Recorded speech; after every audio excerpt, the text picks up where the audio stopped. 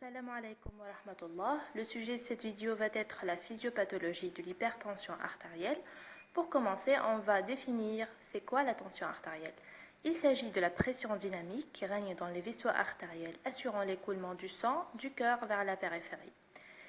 Il s'agit d'une constante mesurée par un appareil appelé le sphygmomanomètre qui donne deux chiffres, systolique lorsque le cœur se contracte et diastolique lorsque le cœur se relâche. La tension artérielle est une constante, c'est-à-dire qu'il existe un système de régulation afin de garder sa valeur constante malgré les variations physiologiques de la vie courante. Donc elle dépend essentiellement de trois facteurs. Tout d'abord, c'est la volémie, c'est-à-dire le volume du sang total circulant dans l'organisme. Ensuite, la résistance vasculaire systémique qui dépend du diamètre de l'artère ainsi que leur élasticité et finalement la force cardiaque qu'on peut l'assimiler à un moteur qui va pomper le sang dans tout l'organisme. Dans la suite, on va expliquer chaque facteur à part et on va commencer par la volémie dont la valeur est comprise entre 65 à 75 ml par kilogramme chez l'adulte. Sa valeur dépend des liquides ingérés dans les boissons ainsi que l'alimentation. Et puis, le volume après utilisation sera éliminé par les reins dans les urines. Une alimentation riche en sel va augmenter la concentration en sodium dans le sang. Sachant que le sodium ou bien la natrémie est une constante et sa valeur ne doit pas dépasser les 140 mmol par litre, une telle augmentation de la natrémie va obliger l'organisme à diluer le sang par ce qu'on appelle la rétention hydrosodée, qui correspond à la réabsorption d'eau et des sels minéraux afin de diluer le sang ou bien diminuer la concentration du sodium. Cette rétention hydrosodée va augmenter la volémie, donc augmenter la tension artérielle.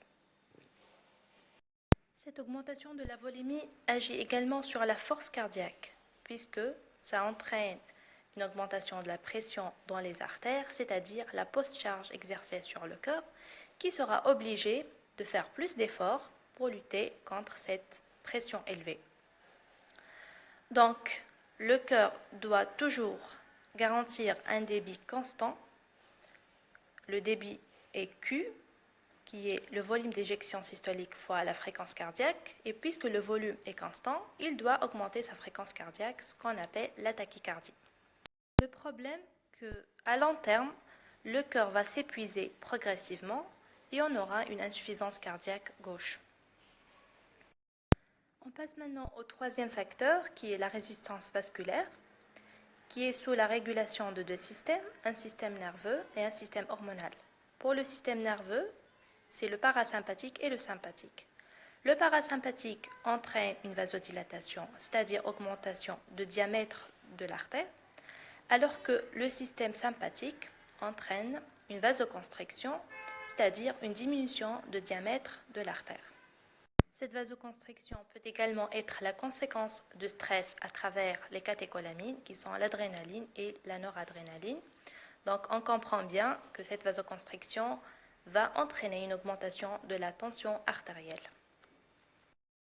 Une hypertension artérielle ou bien HTA est lorsque la systole est supérieure ou égale à 140 mm de mercure, alors que la diastole supérieure ou égale à 90 mm de mercure à deux reprises en consultation séparées de 2 semaines d'intervalle.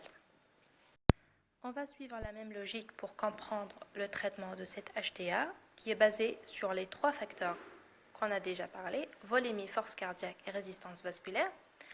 Pour agir sur la volémie, on administre les diurétiques qui vont augmenter la diurèse, donc diminuer la volémie et diminuer par conséquent la tension artérielle. Pour agir sur la force cardiaque, c'est les bêta-bloquants qui empêchent la fixation de l'adrénaline sur le cœur, donc empêchent la tachycardie. Pour la résistance vasculaire, on administre les vasodilatateurs qui sont les inhibiteurs de l'enzyme de conversion, les inhibiteurs cardiaques, ainsi de suite. Donc c'est ça le traitement de l'HTA d'une manière générale, mais ce qui est meilleur, bien sûr, c'est la prévention. Donc 4 comportements à éviter, c'est éviter la sédentarité, éviter le stress, éviter le tabagisme, et finalement éviter les aliments riches en sel et en graisse. 3 comportements à faire, c'est une alimentation équilibrée riche en fibres, la pratique du sport de manière régulière et la méditation. Pour finir, je vous remercie pour votre attention et à bientôt dans des prochaines vidéos, Inch'Allah.